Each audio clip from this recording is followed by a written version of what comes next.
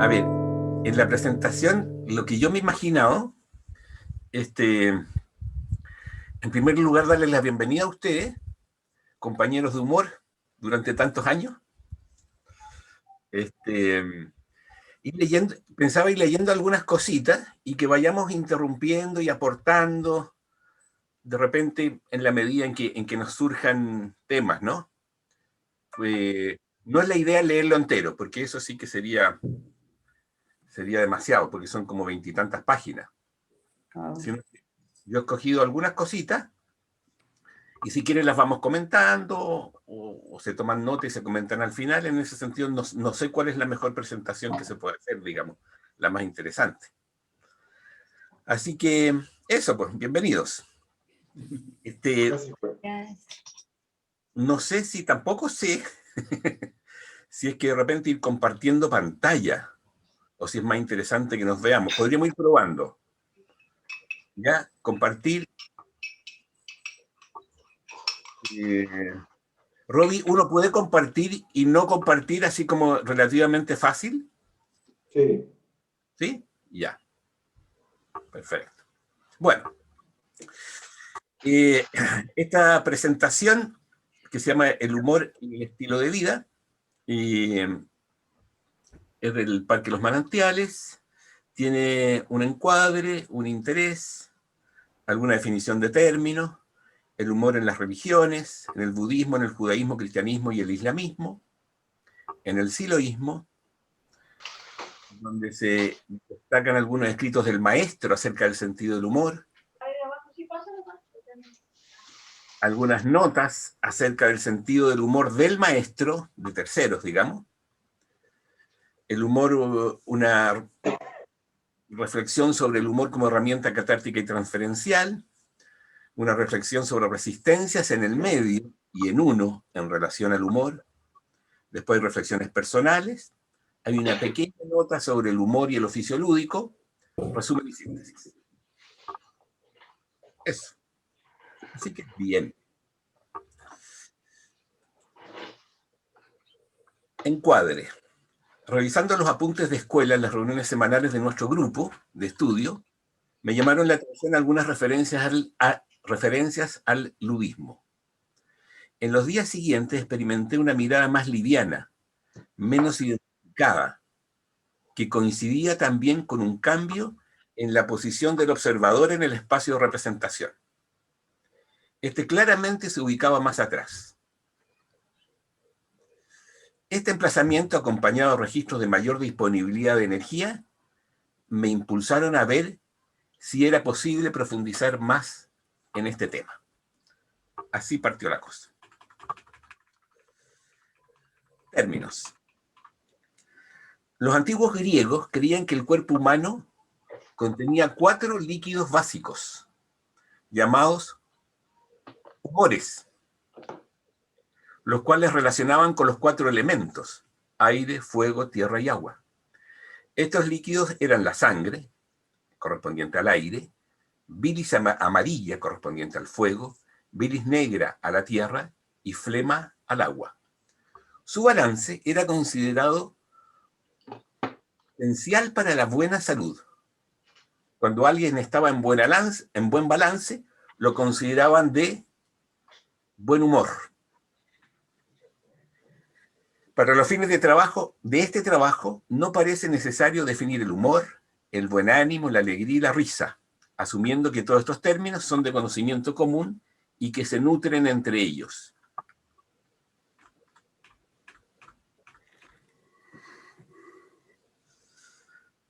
El humor en las religiones. Por paisaje de formación y por facilidad para acceder a la información, es seleccionado solo a las religiones del libro, judaísmo, cristianismo, islamismo, y al budismo. Se trata entonces de una muy pequeña muestra de cómo se ha manifestado el humor en estas corrientes espirituales.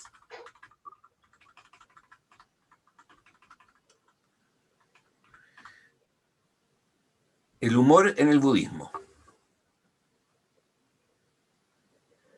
En el Zen encontramos una cantidad profusa de maestros que a través de respuestas ridículas o actitudes graciosas lograban transmitir la esencia misma del Dharma, La jocosidad, la alegría y el humor se encuentran tan profundamente anclados en el corazón del Zen que D.T. Suzuki afirma, de manera un poco exagerada, que el Zen es la única religión que le ha abierto un campo significativo a la risa y a la hilaridad.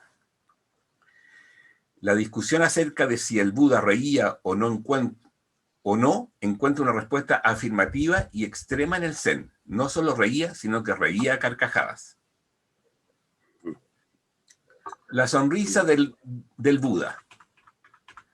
Nagarjuna, un maestro budista del segundo siglo, explicó el origen de la sonrisa del Buda de la siguiente manera. El Buda se encontraba en su estado de dicha absoluta, contemplando la maravilla de la perfección cósmica, cuando decidió mirar hacia atrás, hacia la humanidad. Vio que la gente insistía en aferrarse con todas sus fuerzas a un yo, sin darse cuenta de que este yo no existía.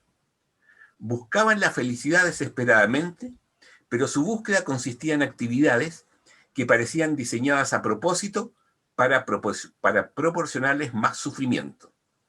Y en definitiva, parecían ciegos buscando un buen camino, pero que paradójicamente caían en un abismo. Al contemplar estas cosas, todo el cuerpo del Buda, comillas, sonrió sutilmente.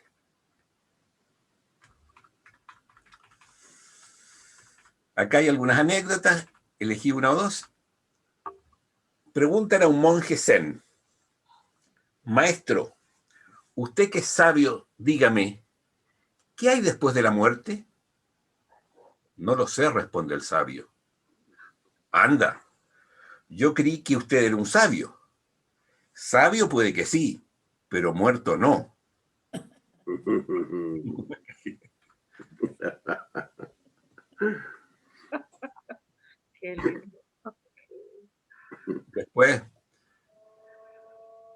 Después hay un discípulo que está a un lado del río y el maestro está al otro. Entonces el discípulo le pregunta: maestro, ¿cómo puedo cruzar al otro lado del río? Y el maestro le responde: ya estás en el otro lado del río.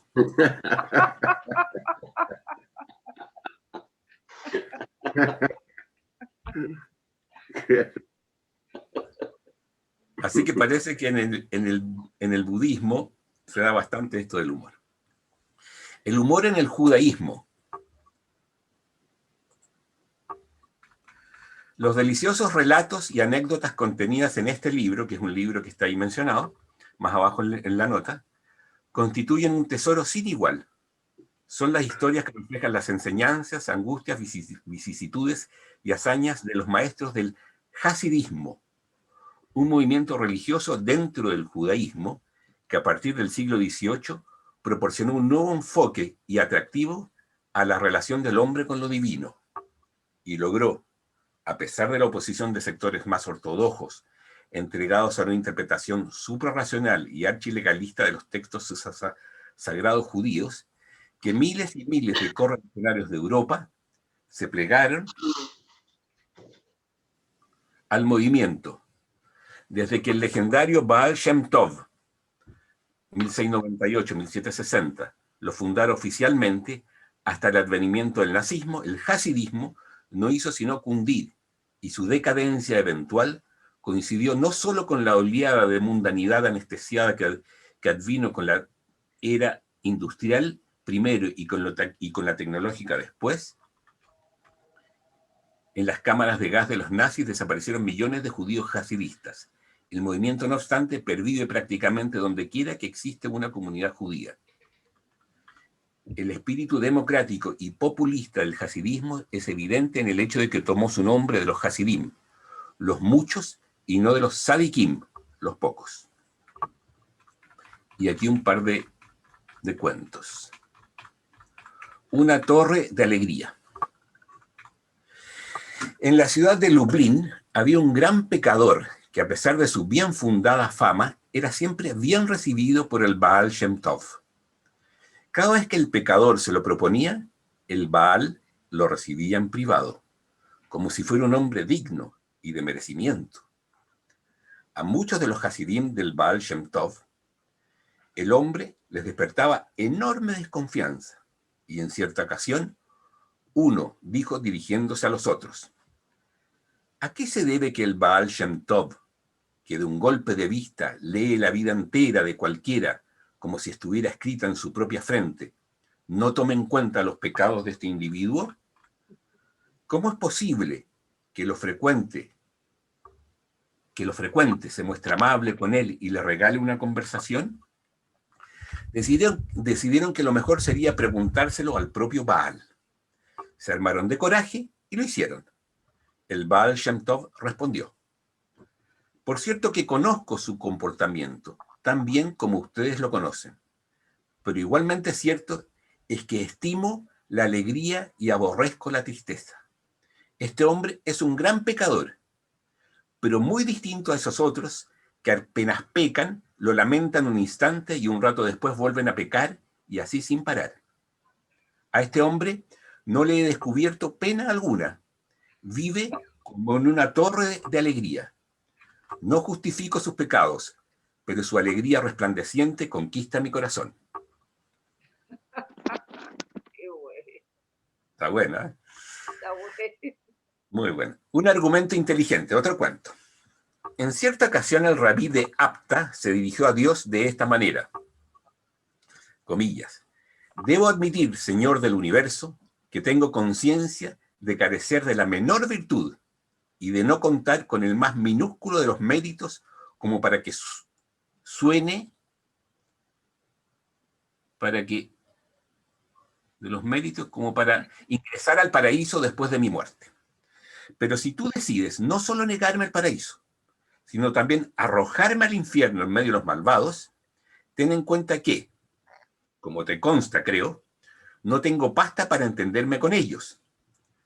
Es por este motivo que te ruego, Señor del universo, que antes de arrojarme al infierno, expulses de ahí a todos los malos.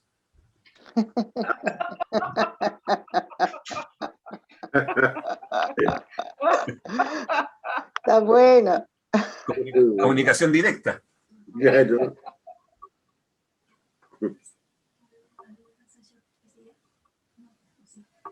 ¿Cómo?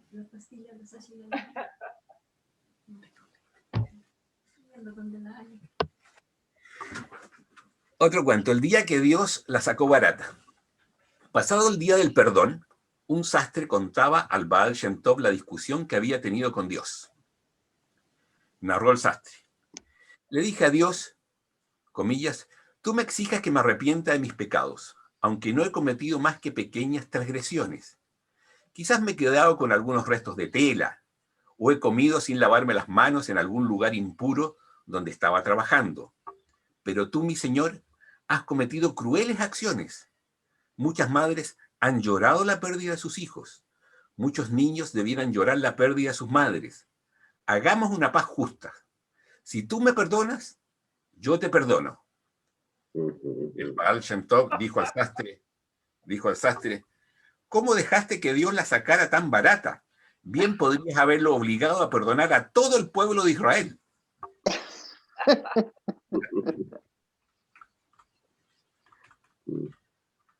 Bien.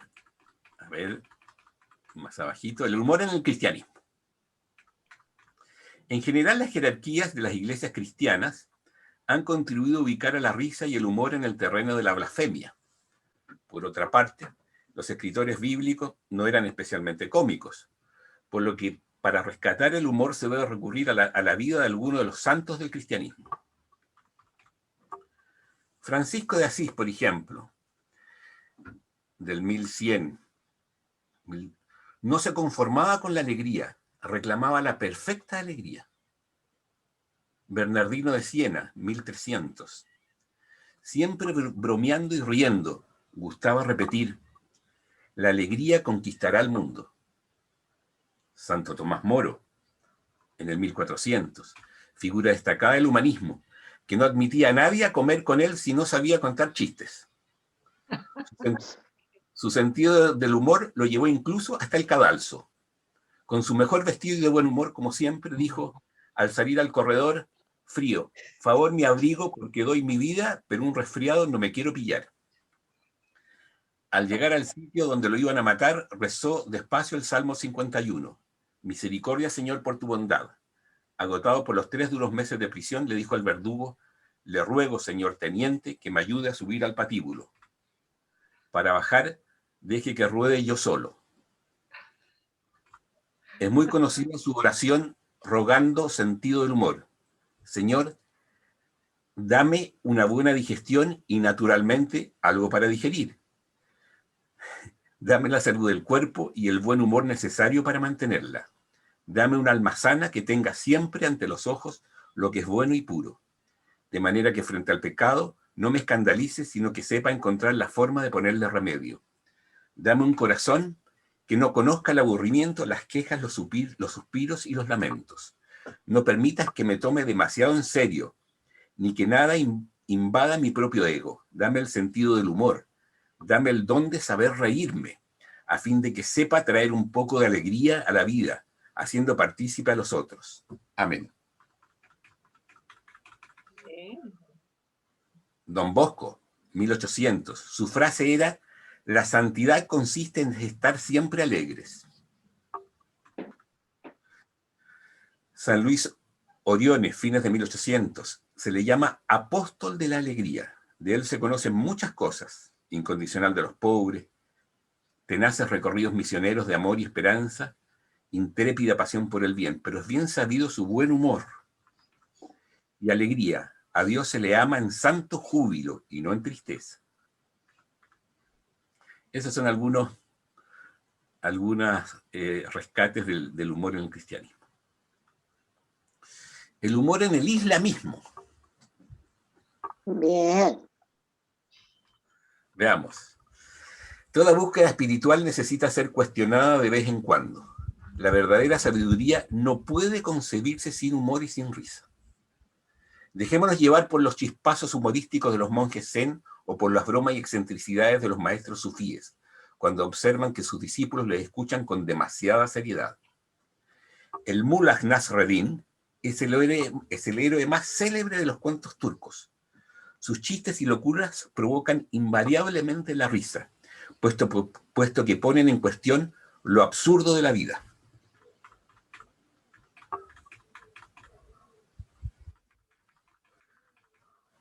Voy a buscar algún cuentito. Acá hay uno. Detrás de lo obvio. Todos los viernes por la mañana, Nasruddin llegaba al mercado del pueblo con un burro que ofrecía en venta. El precio que demandaba era siempre insignificante, muy inferior al valor del animal. Un día se le acercó un rico mercader, quien se dedicaba a la compra y venta de burros. No puedo comprender cómo lo hace Nasruddin. Yo vendo burros al precio más bajo posible. Mis sirvientes obligan a los campesinos a darme forraje gratis. Mis esclavos cuidan de mis animales sin que les pague retribución alguna. Sin embargo, no puedo igualar sus precios. Muy sencillo, dijo Nasruddin. Usted roba forraje y mano de obra. Yo robo burros.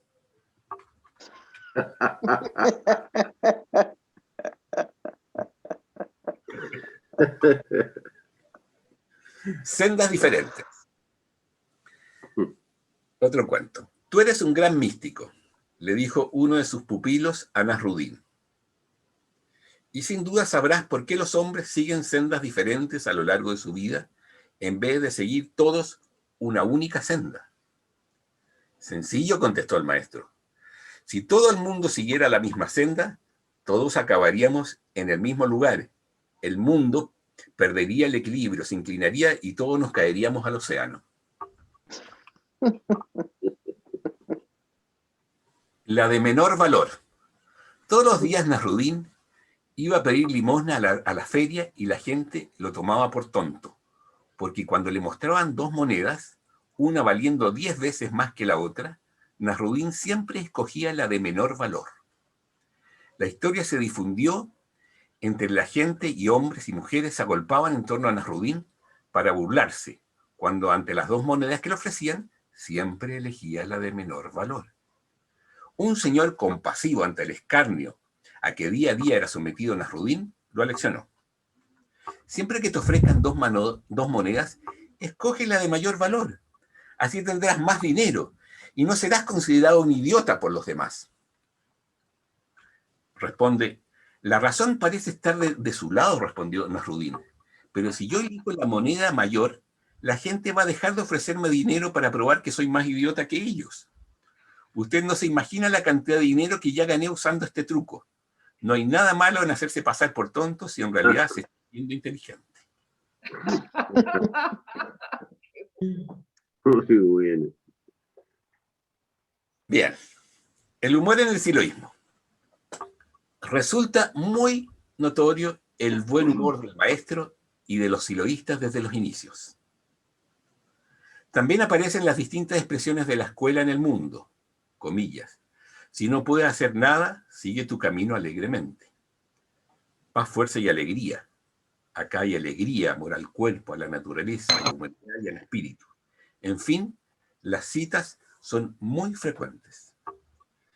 En las relaciones, de algún modo el maestro se encargaba de generar esa atmósfera que invitaba a reírse y a disminuir las tensiones, muy alejado de la solemnidad, incluso frente a temas muy importantes, como en la charla de psicología trascendental, donde desde el primer momento le puso un tono lúdico. No sé si recuerdan esa charla o si alguien estuvo ahí. Cuando ¿De Luis qué Hamann, año? ¿De qué año? 2006. Psicología La de 4. la reja, la de psicología Claro. 4. Perdón. Sí, claro. Psicología Claro. trascendental, psicología 4. Cuando Sí. Luis Hamann intenta hacer la presentación Sí. y queda totalmente descolocado y le dice, así no se puede, le dice al negro, porque el negro hacía chistes, hacía gestos detrás de él, como qué importante era todo esto y qué sé yo, ¿no? Fue extraordinario eso. Extraordinario. Hizo un show. Un show. Un show. Para que nos entrara algo, yo creo. Eso. Lo comparto. Yo hace poco, por pura casualidad, o sea, bueno, estaba en este tema y me tocó ver el video donde estaba presente la Karen, la Silvia Rau. ¿Quién más estaba? El Tommy. Bueno, habían unas 10 personas en el Parque Los Manantiales. No había nada. O sea, no, era el sitio solamente.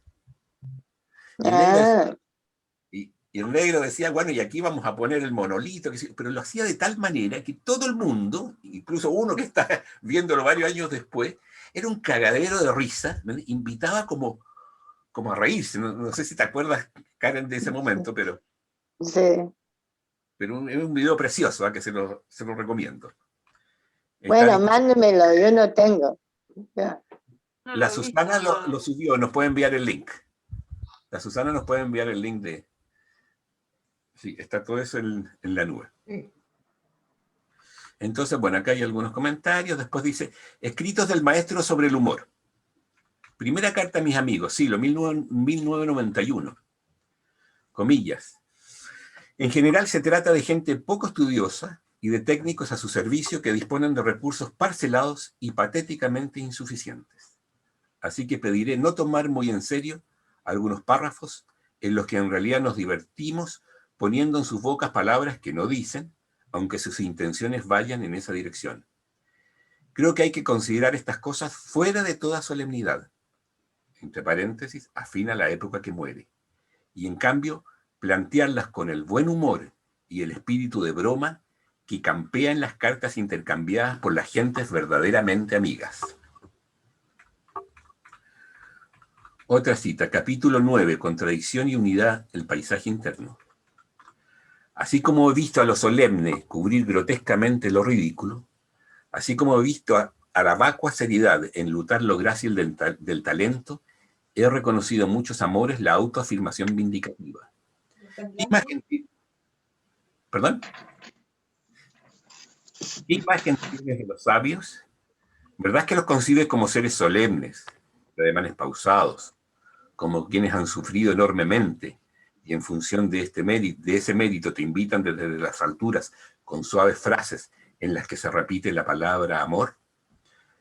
Yo, En todo verdadero sabio he visto un niño que corretea en el mundo de las ideas y las cosas, que crea generosas y brillantes burbujas a las que él mismo hace estallar. En los chispeantes ojos de todo verdadero sabio he visto danzar hacia el futuro los pies ligeros de la alegría, y muy pocas veces he escuchado de su boca la palabra amor, porque un sabio verdadero nunca jura en vano. Visita a la sala de Peñalolén. A ver si aquí puedo compartir. Voy a ver si puedo compartir.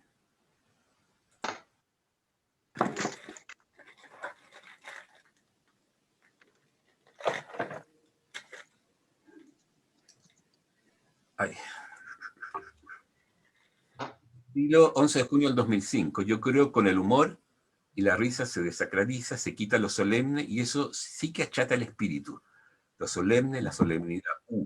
No es así, es algo liviano que eleva el corazón. La risa eleva el corazón, el humor eleva el corazón. Eso es así, seguro. Eso es así, seguro. Yo creo que vamos bien por ahí. Debería haber más humor, ¿no es cierto? Yo creo que sí. Lo que pasa es que a veces estamos apesadumbrados por la situación que le toca vivir a la gente.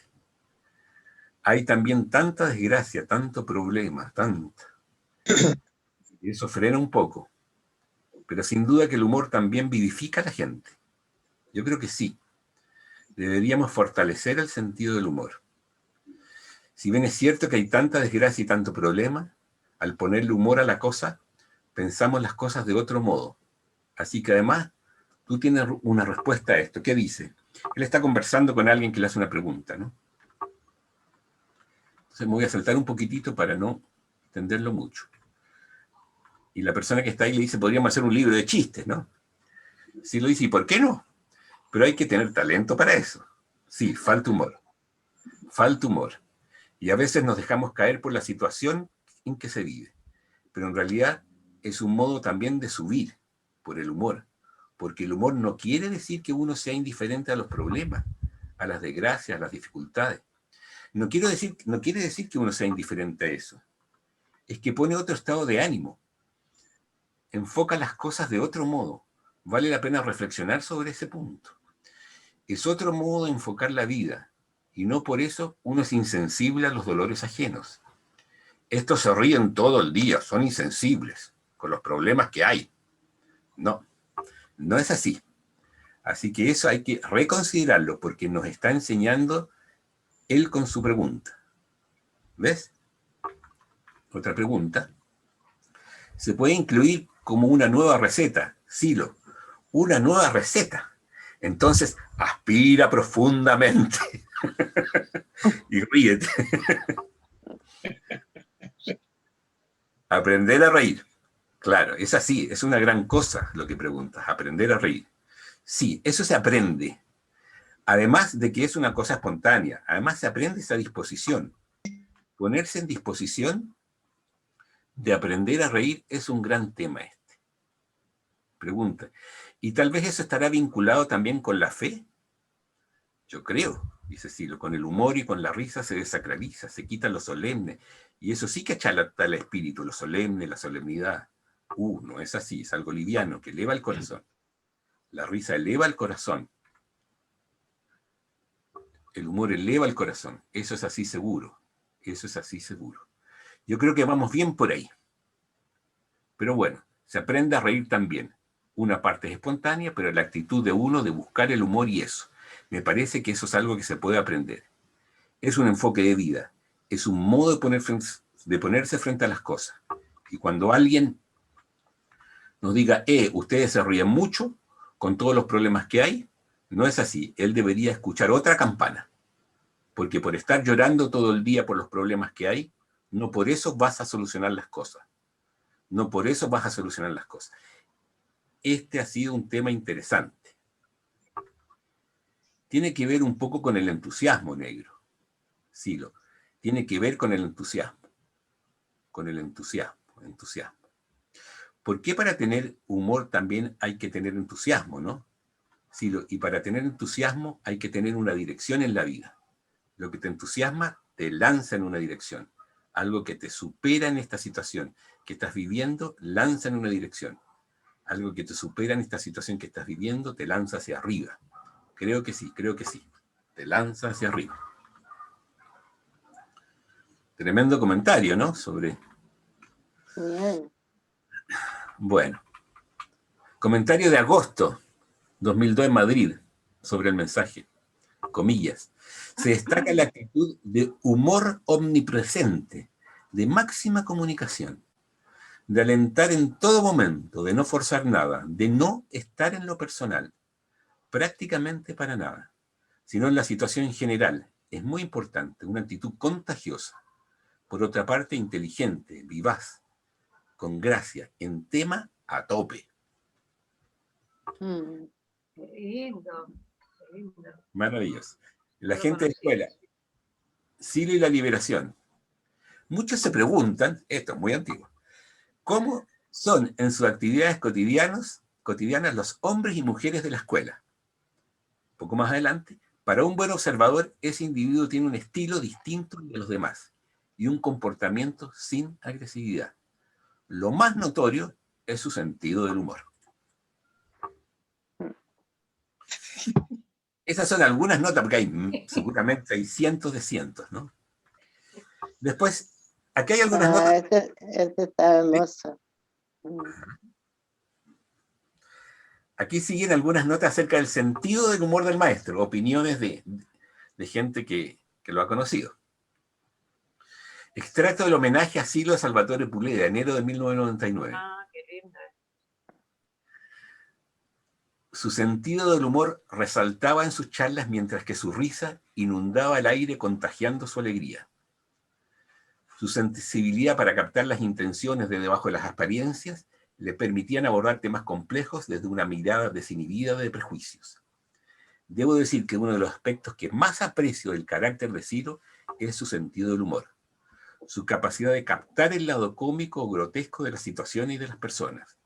Una cualidad que descoloca a cuantos se acercan a él, creyendo que un gran pensador debe ser una persona con el ceño fruncido, distante y aburrida.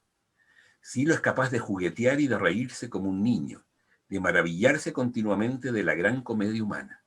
Pero la suya no es una risa distante de superioridad respecto a las infinitas estupideces con las que está tejida la vida de todos los hombres grandes y pequeños. Esa risa va acompañada, como dos caras de la misma moneda, la paciencia y compasión con las cuales mira la miseria y la grandeza de la condición humana, porque Silo es, a mi parecer, sobre todo, un hombre bueno. Testimonio de Daniel Zimmerman, 2010. Comillas. Me es fundamental y valioso rescatar su sentido del humor y su risa. Esa risa a la que dedicó unas palabras en su diccionario humanista y del que cito dos frases. La risa representa una reacción contra la mecanicidad de la apariencia instalada en una situación. La risa se manifiesta cuando se hacen resaltar detalles de las proporciones de estas apariencias. De estas apariencias. Su sensibilidad, no alejada de un fuerte sentido estético, arremetía frente a lo absurdo, lo monstruoso, lo desproporcionado y contradictorio, con agudeza y velocidad del rayo. Este rasgo de su carácter, que es anterior a su obra, señala un emplazamiento y una necesidad del humor para ejercer la libertad y la toma de distancia necesarias para romper con la autohipnosis de una circunstancia. El humor como herramienta catártica y transferencial.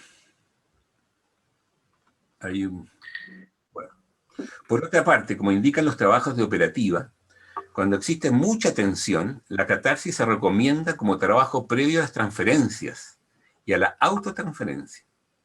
Ambas permiten trasladar cargas, produciendo conversiones de sentido en situaciones particulares o generales de la vida. No hay que ir muy lejos para asociar esta conversión con una mayor disponibilidad energética del sujeto.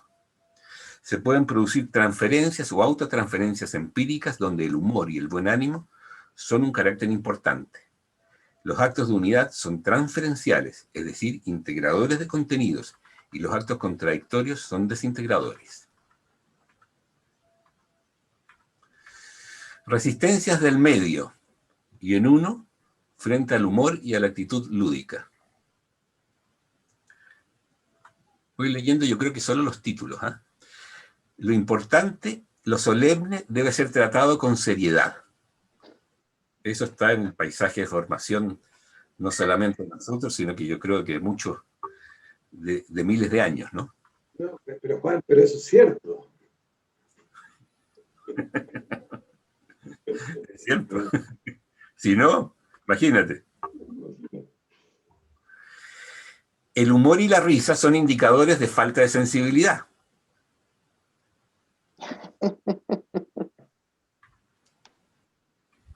Esto nos pasa, ¿eh? A mí por lo menos me pasa. Sí. El humor es... abunda en la boca de los tontos. Eso está más adelante. El humor como forma de degradación. El humor significa que estás degradando. La risa abunda en la boca de los tontos. Es una frase popular. Está grabada a fuego. Algunas reflexiones personales. El humor permite que nos abramos paso frente a las ataduras de las viejas tablas, ¿no? Sabemos que no hay nada más alejado de nuestra espiritualidad que lo solemne, lo grave, lo pomposo, donde todo se llena de formalidades y se encadena el espíritu. Cuando entramos y tomamos contacto con el sentido del humor, esto como se empieza a resquebrajar y permite que uno se vaya moviendo, ¿no? Permite romper con la dependencia de la percepción. Es decir, cuando se cree que la realidad es lo que uno percibe, el humor permite ir más allá. Es decir, salir de esa atadura de que todo lo que uno está percibiendo es así, ¿no? Entonces esa libertad y movilidad de imágenes que da el humor, ¿no? Permite ir más allá de lo que es la percepción, de lo que se cree. Permite romper esquemas, tanto social como personales, ¿no? Un poquitito ya comentaba. Genera una buena atmósfera para ejercicios de entrada, en general para el trabajo con uno mismo. El humor es mucho más interesante, un tono más alegre, que entrar desde un estado como más pesadito de la vida cotidiana, entonces como habilita y da una atmósfera que facilita los ejercicios, por ejemplo, los ejercicios de entrada. Crece la capacidad de hacer. Al no creerme tanto, este tema de la percepción, ¿no? Entonces avanzo más fácilmente con lo que quiero hacer y con el futuro. Puedo pasar más fácilmente por sobre los temores, sin hacer grandes análisis. O sea, basta con que me empiece a meter en esta atmósfera de humor, por supuesto hacia uno mismo, y es como que los líos se empiezan a desestructurar y empiezan a dejar de tener fuerza. Mejora las relaciones. Esto de que el humor eleva el corazón, permitiendo que las relaciones se desarrollen. El humor y el guía. Esto lo anoté hoy día en la mañana después que tuve una reflexión. La relación con el guía interno se ha ido haciendo más cercana, venciendo cierta distancia y timidez que me dificultaba la conexión con el guía. Porque yo le tenía un poco teñido con estas cosas medio solemnes y medio distantes, ¿no? Que a algunos se nos da eso. Entonces, esta cosa del humor me hizo conectar, además con un par de anécdotas, una en que el negro está firmando libros, y yo me acerco a saludarlo así como muy seriamente, y qué sé yo, y lo mejor que yo creía que yo tenía, le doy la mano y él me da el codo. Y yo realmente lo vine a entender el día en la mañana después de 20 años, ¿me entiendes? Como lo humorístico, como el cambio, la desestructuración. Y hasta ahora estaba acomplejado, porque decía, ¿qué hice yo que me dio el codo? Porque hasta los demás lo saludaban. Y, y después otra situación en la que yo me veía, que ahora como que la estoy integrando, ¿no? Porque lo que me pasó es que yo dije, no sé por qué, yo dije, yo le tengo que contar algún día un chiste al negro. Porque yo no pasaba del saludo, de decirle hola. Hola negro, qué sé yo, y no sé. Él una vez me dijo, ¿cómo estás? Bien, le dije yo en Punta Vaca, hace frío, ¿no? Sí, me dijo y se fue. Entonces yo dije, yo al negro le tengo que contar un chiste. Entonces, Ah, entonces estaba de repente en Manantial, estaba este círculo que giraba, ¿no? El círculo al medio de la sala, ¿cierto? Que estaba diseñado para girar. Entonces yo estaba ahí y yo dije, esta es la mía. Oye, negro, le dije, ¿qué pasa si el círculo, si este motor se echa a perder y empieza a girar muy rápido y los oficiantes salen disparados hacia la gente? Entonces me dijo, no, me dijo, lo que puede pasar es que la gente tenga un botón y si hacen mal el oficio, ¡puc!, aprietan el botón y se los comen los cocodrilos. O sea, me la tomó y me la aumentó. Entonces, bueno. Pero en todo caso, lo más rescatable, además de las anécdotas, es esta cosa que se me ha estado produciendo que tiene que ver con una cercanía al maestro con el tema del humor. Porque yo todavía lo registraba muy distante. Entonces, ¿se entiende?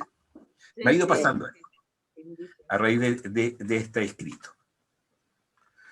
Superar la autocensura. Uno se imagina todo desde el paisaje de formación. El humor permite soltar, dudar, mover imágenes, permite imaginar lo inimaginable. Tiene esa característica muy mental. Hay una imagen que fortalecía la mirada lúdica, la presencia de la finitud personal.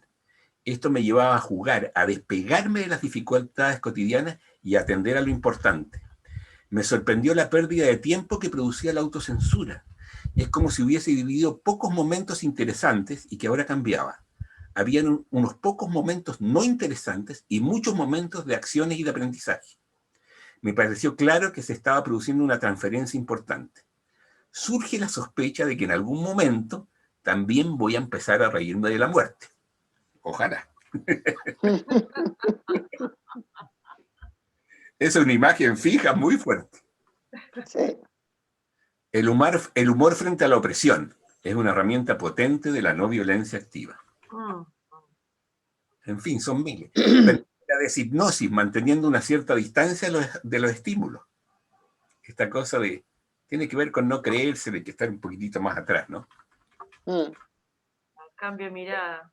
Mejorar el trato, que de alguna manera lo comentaba antes, claro. Hay un cambio del emplazamiento al estar un poco más atrás, ¿no? Acceder a estados positivos en general. Nos lleva a los espacios de la conciencia inspirada. Ahí hablo de un sueño donde me reía a carcajadas. Que el humor tiene cierta inercia. De repente ya no estoy en el estado del humor, pero como que continuara. ¿No? Como que continuara. Ya se me perdió el humor, ya estoy, no sé, metido en lo cotidiano, pero sigue como operando, sigue como recuerdo, ¿no?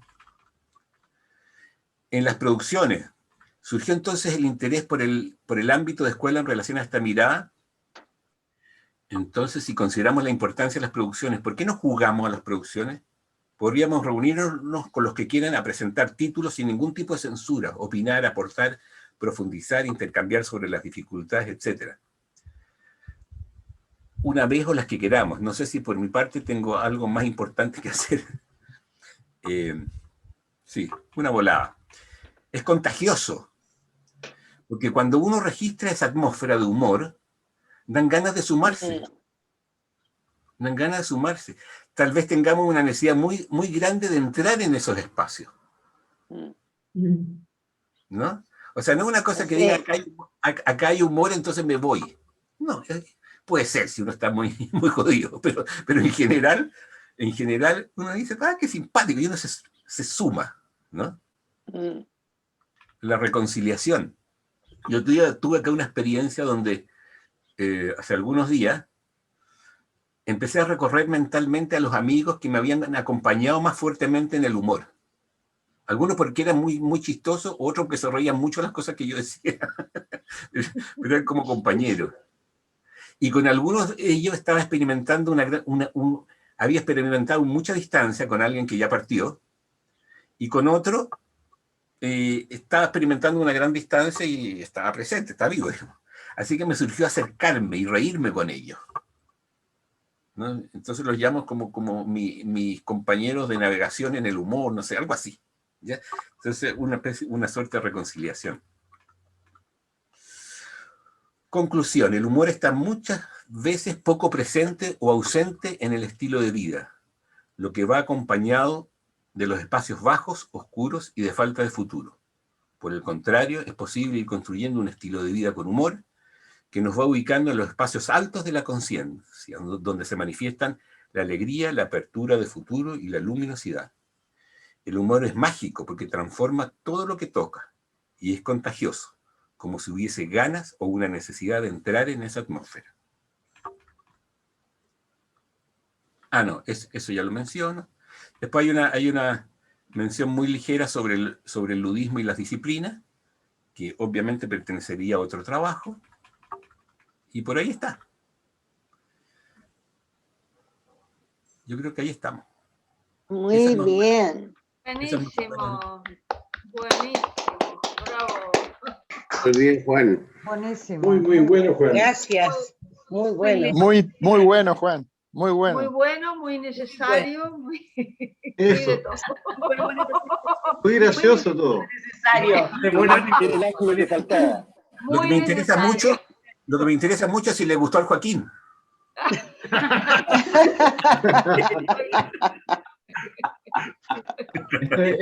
Esta es una cosa seria en cualquier caso. El humor siempre es serio. Está bien. Muy bien. Muy No bien. sé si alguien quiere comentar algo, agregar alguna anécdota de... Este trabajo todavía está abierto, así que yo voy tomando nota, todavía no se sube a la web. Mm. Pero podría haber alguna anécdota sobre el humor con el maestro, o personal. Juan, ¿y trabajaste en algo acerca de las dificultades? O sea, porque ahí tú tocas un poco la resistencia. A mí me encantó el trabajo, ¿eh? Lo encuentro un gran aporte. ¿Eh? Lo encuentro un gran aporte. Y yo recuerdo contando con Neila, de verdad que era estar riéndose siempre. O sea, era un registro raro. Uno ya no... Era una risa permanente. ¿Eh? La cosa... Y te reía y te reía. Yo nunca me había reído tanto, esa es mi impresión. ¿Qué situación? Perdón, no te escuché. No, en general, o sea, las situaciones que yo tengo en las reuniones con él eran de mucha risa, permanentes. Era como que él te mantenía en eso. ¿Eh? Pero y mi pregunta era otra, es acerca, porque me parece muy, muy importante todo lo que está descubriendo. ¿Eh? Descubriendo. Es acerca de la dificultad que uno tiene de entrar en el humor. ¿Viste eso un poco? Bueno, yo creo que hay algunas cosas como que mencionadas, no por mí, sino que por el negro también, que es esta cosa que tiene que ver con que la vida es complicada. Es difícil, claro, las cosas son. Entonces las cosas son difíciles, el cuerpo pesa. La otra cosa que he observado es que a veces, yo creo que uno a veces accede al humor, pero al humor de uno. Esa otra dificultad. Porque el humor puede ir más allá, como un estado de alegría, me parece. ¿No? Porque yo me río de ciertas cosas, pues, no sé. ¿No? Uno tiene cosas en el paisaje de formación y uno cree que es el humor. Yo creo que va más allá. Y yo creo que el humor, lo chistoso, abre paso a algo que es como un peldaño para la alegría, como para ir más allá y para reírse más todavía y de todo, no sé. Entonces también hay una dificultad que es el propio paisaje. O sea, como en todo, la dificultad yo creo que está en el cuerpo, en las grabaciones. ¿No? Juan, yo en algunos trabajos en educación, yo trabajé el tema del humor, y lo que siento que todavía me cuesta mucho comprender, pero encuentro que es una herramienta que abre mucho, que no la tengo tan clara todavía, es como cómo se genera esa contaminación, porque en realidad cuando nos reímos somos uno, digamos, o sea, ayuda mucho, no sé, a la sintonía. Cuando uno se ha reído con alguien, queda un vínculo muy liviano, muy de como la esencia, no sé, yo no lo tengo muy claro, pero siento que es bueno, es mucho más alto que la vigilia ordinaria, digamos, como en conjunto. Entonces, es un aporte. Te agradezco mucho tu trabajo, lo encuentro muy lindo y muy profundo, así que nada, pero démosle vuelta a eso y tratemos de llevarlo a nuestros ámbitos también, porque creo que nos ayudaría muchísimo, porque es una mirada, te saca de tu paisaje, porque tienes que mirar de otro lado. Claro. Entonces, metiendo ese elemento, descoloca puede ser una herramienta muy linda de abrirnos la cabeza, no sé, abrirnos el corazón. Eso, cómo investigar esta cosa de la contaminación, porque, bueno, en nuestra disciplina se habla de la intersubjetividad, no sé, porque nadie es indiferente a una risa. Bueno, hay videos por ahí que alguien se empieza a reír en el metro y al final terminan todos riéndose. Contamina, no sé cuáles son los elementos, pero llega a una parte del ser humano que lo hace vibrar en una cosa distinta.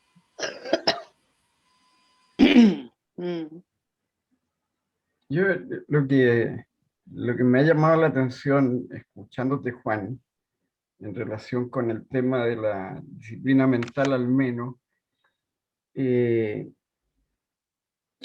de alguna manera en la disciplina uno rompe las estructuras lógicas habituales. Y el humor tiene la misma característica, es decir, yo te agradezco mucho el trabajo porque primera vez que tengo una señal efectiva, digamos, del vínculo entre lo que es el budismo y lo que puede ser la disciplina. Nunca la entendí con claridad, digamos. ¿Por qué? Porque de alguna manera en el humor, en el chiste, en lo gracioso, digamos, se trata de una mirada que escapa a la estructura normal, lógica de conciencia. Se escapa a la estructura lineal, ¿ya? Y muestra ángulos a menudo inadvertidos. Pone un dato como fuera de su ámbito lógico directo, ¿ya? Lo ubica fuera de lo establecido por el paisaje habitual. Desprovee de carga muchas situaciones, digamos, desprovee de carga el dato, entonces lo deja como desnudo, ¿ya? Yo recuerdo, tratando de relacionar esto con alguna anécdota con el negro, al menos hay dos que yo recuerdo, hay varias, digamos, yo me reía mucho con él, era muy gracioso, pero hay una que pone ese dato fuera del ámbito normal. Recuerdo que estábamos en una reunión en su casa y nos empezó a mostrar cómo se había formado la Comunidad Europea. Y aparece ahí, nos muestra unos videos muy antiguos, que yo no conocía, y de pronto aparece el Papa Pío XII o algo así, con toda su pompa y sus bastones y sus cosas y sus gorros, digamos, para arriba, etcétera. Y estábamos todos muy entusiasmados, muy serios, viendo cómo se había formado la Comunidad Europea. Y el negro de pronto nos queda mirando y dice, esto parece una película de faraones. Y todos estallamos en risa porque en realidad justo cuando lo dice estaba el Papa con todo su séquito y era una película de faraones. Es decir, producida en Hollywood. Y era real, ¿no? Bueno. Después siguió la película, mostraron a otros papas, que yo, salimos un rato, hacía pausa, salimos un rato a su antejardín, y el negro dice, de pronto por el Papa Juan Pablo II, dice, que también lo habíamos visto, y se empieza a reír y dice, miren, todos piensan que él no ve y pone esa cabecita para el lado y entreabre los ojos, qué sé yo, en fin, y de pronto nos queda mirando y dice, es lindo el Papa. A mí me gusta. Yo te pondría uno en mi antejardín.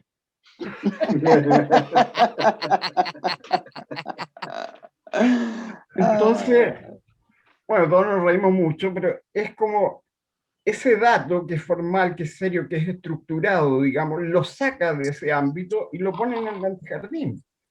¿Te fijas? Entonces, eso es lo que produce de alguna manera esa desacralización, en este caso suena más directo, pero esa desacralización de los temas, ¿ya? Que a menudo solía hacerlo. ¿Mm? Hay otra anécdota, yo en un viaje, digamos, antes de partir me caí, me fracturé la mano, entonces tuve que partir enyesado, qué sé yo, etcétera. Y llego allá y el negro me dice, ¿qué te pasó? Entonces le digo, nada, me caí, negro, y me pegué muy fuerte, qué sé yo. Y me dice, ¿qué aprendiste? Entonces yo le dije, aprendí que atención es señal de sincero arrepentimiento. Entonces ahí se rió mucho. Dijo, bueno, así es como hay que ver las cosas, me acuerdo que me comentó. Como eso para no tomarme la reunión. Tendría un montón de anécdotas. En todo caso. Gracias, Juan. Gracias. Juan, muchas gracias. Perdón, yo necesito salir, pero me gustó mucho ver tu cara leyendo todo eso porque estás disfrutando mucho. Y también es un tremendo tema. Y para mí tiene mucho que ver con cariño. Donde hay cariño, el humor mueve fácilmente. Y abre esta atmósfera de cercanía. ¿Está o no está? Yeah.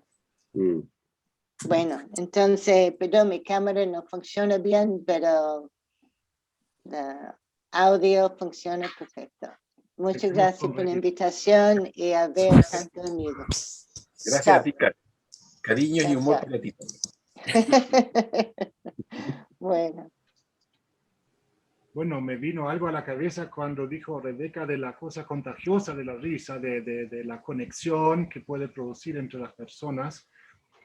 Bueno, también es como el humor te conecta en un plano muy alto. Porque también hay solidaridad, conexión, compasión en el plano bajo de las necesidades básicas. Uno se puede sentir conectado con el sufrimiento de otro, pero cuando uno está juntos y en la risa, uno se conecta como en un plano muy alto con las personas. Es muy que supera, digamos, todas las necesidades corporales y todo eso va más allá de la tierra, es como de aire, ¿no?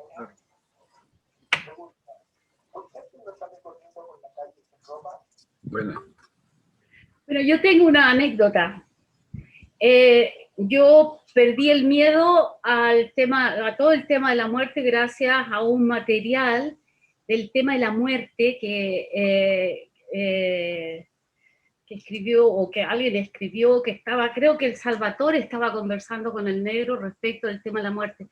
Y me acuerdo que esto ya hace como en el 1990 y no sé cuánto, y estaba yo sentada en mi casa y empecé a leer ese material y estaba sola. Y me acuerdo que era una risa que no podía aguantar de no reírme. Me fui afuera y seguía leyendo. ¿Se acuerdan eso de que el pobre cuando se muere, con lo que quiere que lo entierren con los calcetines rojos, no sé, algo así era? Bueno, y yo empecé a pensar a partir de ahí, porque yo acompaño a gente también en el tema de la muerte, empecé a pensar qué interesante que es en realidad de que la gente que se va de este mundo se va con un tono diferente. Y de hecho yo lo aplico en mis trabajos con la gente que acompaño a morirse. Y para mí esa fue una referencia muy grande, y hace como un mes atrás volví a encontrar ese material y pensé que ya, como ya lo había leído, no me iba a producir mucha cosa, pero la verdad que me pasó lo mismo. Pero es que es para reírse todo el tiempo. Y mira que está hablando de un tema pero bastante serio, ¿no? Así es que, y lo que a mí me ha acompañado siempre, desde que yo entré hace muchos años al movimiento en Santiago fue justamente el humor, porque me encontré en muchas situaciones con Silo, no éramos ni amigos ni nada, pero esas cosas de casualidad, y siempre, siempre había una nota de humor, así que eso a mí me ha acompañado durante muchos años. Ese material, Mónica, ¿tú me lo podrías enviar? Pero claro, Te lo claro, agradecería. porque es genial, o sea, un tema tan serio y está tan como ridiculizado, como él lo habla, ¿no? Que lo único que hace es reírte todo el tiempo porque es espectacular. Así que te lo voy a mandar. Y él se ríe con el tema de la muerte. Claro, claro, cuando habla dice toda la preparación y el pobre tipo que está ahí, que está no sé, no me acuerdo bien, no quiero repetir algo que no me acuerdo exactamente. Voy a buscar el material, te lo mando, Juan, y de ahí tú se lo puedes mandar a la gente. Pero es espectacular, realmente es para reírse desde la primera hoja hasta la última.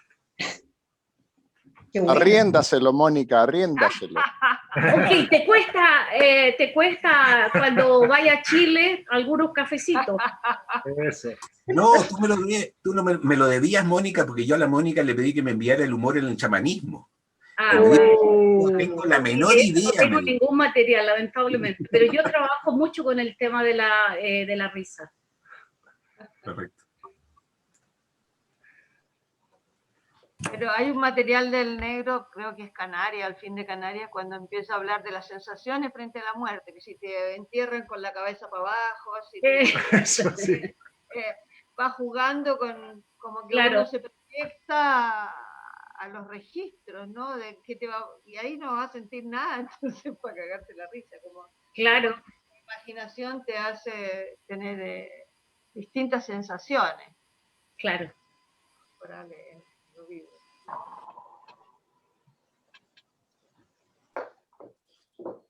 Estoy anotando los nombres para, si les interesa, les reenvío el material. Por favor. Sí, muy lindo el trabajo que has hecho, Juan. Claro. Maravilloso. Genial. Estamos entonces.